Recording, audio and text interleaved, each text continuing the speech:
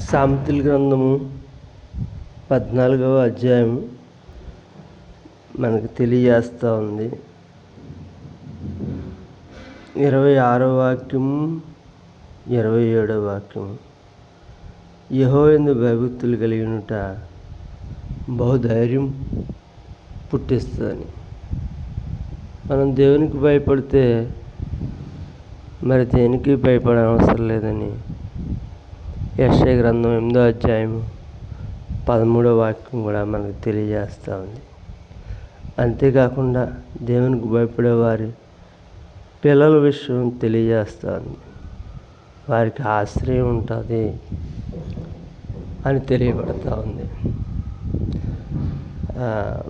అంతేకాకుండా యెహోవాయందు భయభక్తులు కలిగి వినుట జీవపు ఊట అని తెలియజేస్తుంది. జీవాన్ని ఇస్తుంది. అది మరణ శాసనాల నుంచి, మరణ పాశముల నుండి విడిపిస్తుంది అని చెప్పబడుతుంది. కాబట్టి దేవుని యందు భయభక్తులు కలిగి ఉండటం మనకి ఎంతో ఆశీర్వాదం, మన పిల్లలకి ఎంతో ఆశీర్వాదం.